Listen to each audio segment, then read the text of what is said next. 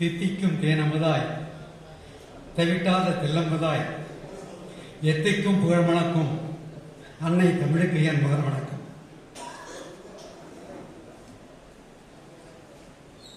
விடுதலை போராட்ட வீரர் ரத்னவேல் முதலியார் வெங்கடேசன் அறக்கட்டளை சார்பிலே நடைபெறுகின்ற இந்த சிறப்பான நிகழ்ச்சியிலே தலைமை பொறுப்பேற்று சிறப்பான உரையாற்றி அமர்ந்திருக்கும் புதுவை தமிழ்ச்சங்கத்தினுடைய தலைவர் கலைமாமணி திரு முத்து அவர்களே, வரவேற்பு எழுதிய அன்பு நண்பர் அவர்களே, இந்த நிகழ்ச்சிக்கு முன்னிலை வகிக்கும் அறக்கட்டளையின் குடும்பத்தார் ரத்ன தேவராஜன், ரத்ன ஆனந்தராஜன், ரத்தின பாலபாஸ்கர் அவர்களே, இந்த நிகழ்ச்சியில் நோக்க உரையாற்றி அமர்ந்திருக்கும் அருமை நண்பர் முனைவர் ரத்ன வெங்கடேசன் அவர்களே, எனக்கு இந்த விருதினை வழங்கி சிறப்பித்த ராசுப்பேட்டை தொகுதி சட்டமன்ற உறுப்பினர் திருநிறை வைத்தியநாதன் அவர்களே, இங்கு வாழ்த்துறை வழங்க வந்திருக்கும் நற்றமிழ் நாவலர் இளங்கோ அவர்களே, தீந்தமிழ் தென்னாத்தி கோவிந்தராஜன் அவர்களே, அறக்கட்டளை சொற்பொழிவாற்ற வந்திருக்கும் மயிலம் தமிழ் கல்லூரி மேனாள் முதல்வர் பேராசிரியர் இரா லட்சராமன் அவர்களே, இத்துடன் இந்த நிகழ்ச்சியில் வர இருந்திருக்கும் தமிழ் உள்ளங்களே, எனது அழைப்பை ஏற்று என் சொந்த ஊரில் இங்கு வருகின்றிருக்கும் அன்பு உறவுகளே, அன்பு நண்பர்களே, குறிப்பாக சிங்கப்பூரில் இருந்து எனக்கு ஆதரவளிக்க வந்திருக்கும் அருமை ஆசிரியர் அர்ஜுனா அவர்களே, எனக்கு பயத்தினால் அத்தனை பேர் நான் சொல்லுவேன். இருந்த போதிலும் நேரம் நான் கருதி இங்கே வந்து சிறப்பிக்கும் அத்தனை பேரையும் முதற்கண் வாழ்த்தி வணங்குகிறேன்.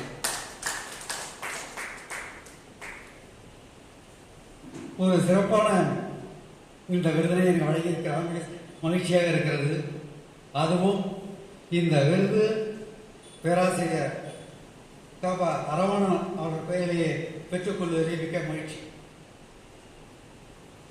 அவர் படித்த அண்ணாமலை பல்கலைக்கழகத்திலே நானும் படித்தவன் என்ற முறையிலே ஒரு பகுதியாக சந்தோஷம் இருந்தாலும், அவர் காலத்திலே மானுட இயலை பற்றி ஒரு சிறப்பான ஆய்வு கட்டுரையெல்லாம் எழுதி தமிழ் மக்களிடத்திலே ஒரு புதிய புத்துணர்ச்சியை உண்டாக்கியவர் என்பது தெரியும். அந்த வகையிலே அவர் பெயரில் இந்த விருதினை பெறுவது மிக மகிழ்ச்சி அடைகிறது. பொதுவாக இந்த மாதிரி நீங்கள் பாராட்டு கூட்டங்கள் பற்றி பார்த்திருக்கலாம்.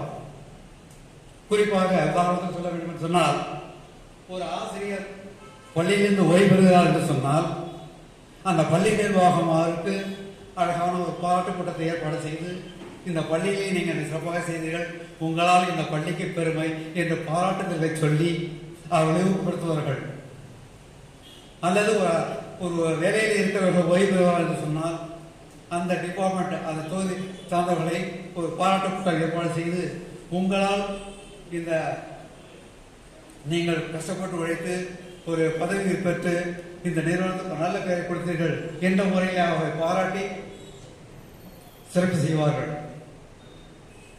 ஆனால் இந்த பாராட்டு நிகழ்ச்சி சற்று வித்தியாசமானது. ஏன் என்று வித்தியாசம் சொல்கிறேன் என்று சொன்னால், ஒரு தொண்டு ஊழியர் செய்கிற ஒருவனுக்கு ஓய்வு காலம் என்பதே கிடையாது. அவன் இருக்கிற வரை தொண்டு ஊழியர் செய்து கொண்டே இருக்கலாம். ஆனால் ஓய்வு காலம் இல்லாத போது எதுக்கு இந்த பாராட்டு அப்படின்னு நினைக்கலாம்.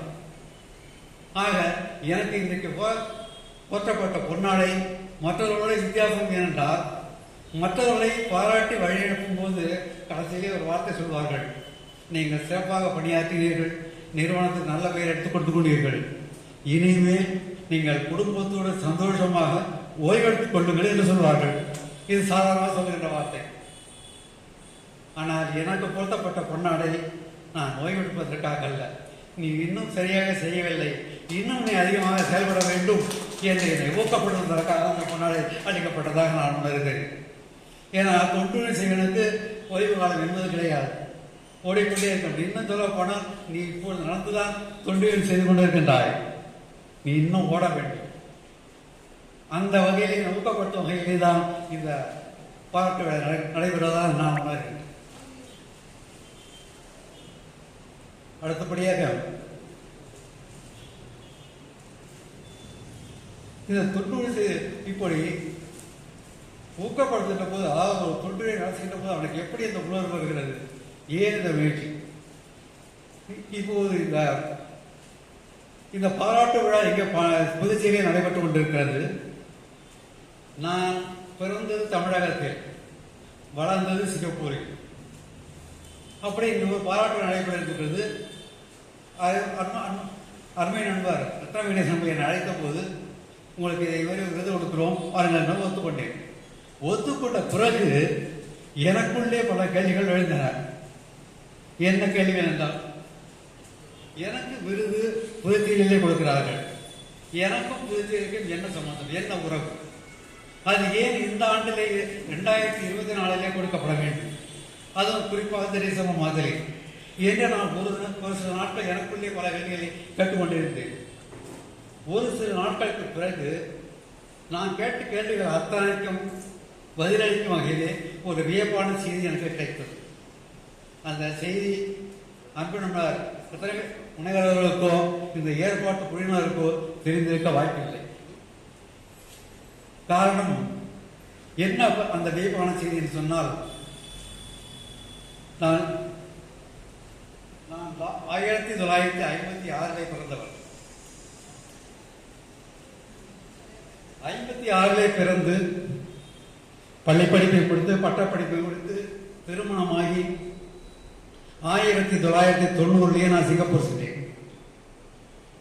இதை கணக்கிட்டு பாருங்கள். 1956 இருந்து 1990 வரை நான் தமிழகத்தில் இருந்தேன்.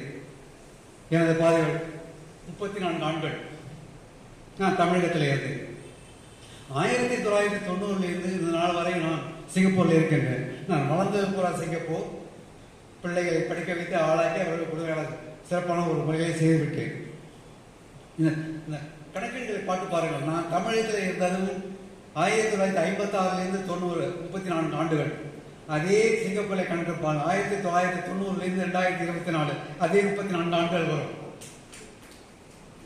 ஆக என்னுடைய முன்னேற்றத்திற்கும் என்னுடைய பங்களிப்பு தமிழகத்துக்கும் சிங்கப்பூருக்கும் சம அளவிலே இருக்கிறது. அப்படி இருக்கின்ற காரணத்தினால் நான் இந்த விருதை தமிழகத்திலே வாங்கியிருந்தால் சிங்கப்பூருக்கு நான் பதில் சொல்ல வேண்டியிருக்கும். ஒருவேளை நான் சிங்கப்பூரிலே வாங்கியிருந்தால் தமிழகத்தின் கோபத்துக்கு நாளாக இருக்க வேண்டியிருக்கும். இப்போ இரண்டுக்கும் சமாதானப்படுத்த வேண்டிய வகையிலே நான் இந்த புதுச்சேரியிலே இந்த விருது பெற்றிருக்கின்றேன். என்ன ஒரு விஷயம் சொல்ல வேண்டாம், நீங்க சிங்கப்பூர் வந்தவர்களுக்கு தெரியும், சிங்கப்பூருக்கும் மலேசியாவுக்கும் நடுவே ஒரு பாலம் மட்டும் தான் இருக்கும். அந்த பாலத்தின் ஒரு முனையிலே சிங்கப்பூரின் குடிநுழைவு, மறுமுனையிலே மலேசியா நாட்டுடைய குடிநுழைவு. இந்த பாலம் 2 பேருக்கும் பொதுவானது. அதுபோல என் சொந்த ஊரான சிதம்பரத்திலிருந்து நான் சிங்கப்பூர் செல்வதென்றாலும் அல்லது சிங்கப்பூர்லேருந்து நான் சிதம்பரத்தில் வருவதென்றாலும் நான் அந்த பாண்டிச்சேரி வழியாக தான் போய் ஆக வேண்டும். ஆக என்னோடு கலந்ததுதான் இந்த புதுச்சேரி மாநிலம் என்பதை மனமாக ஒத்துக்கொள்கின்றேன். அது என் வாழ்விலே ஒரு பங்காக இந்த புதுச்சேரி அதை இந்த விருதை கொடுத்து எனக்கு சேர்ந்திருக்கிறார்கள். அந்த வகையில் நான் பெருமை கொடுத்து மகிழ்ச்சி அடைகின்றேன். இங்கே எனக்கு சிறப்பாக தொண்டாற்றினார், தமிழ் பங்களித்தார் என்றெல்லாம் சொன்னார்கள். இது என்னால் முடிந்ததை செய்து கொண்டிருக்கேன், அவ்வளவுதான். ஒரு பெரிய இதற்கான முயற்சி அல்ல, எனக்கு முடிஞ்சதை நான் செய்கிறேன், அவ்வளவுதான். இது நான் தொண்டூழியத்திலே நுழைவதே ஒரு சுவாரஸ்யமான சம்பவம். அதையும் நான் பகிர்ந்து கொள்ள விரும்புகின்றேன். நான் 1990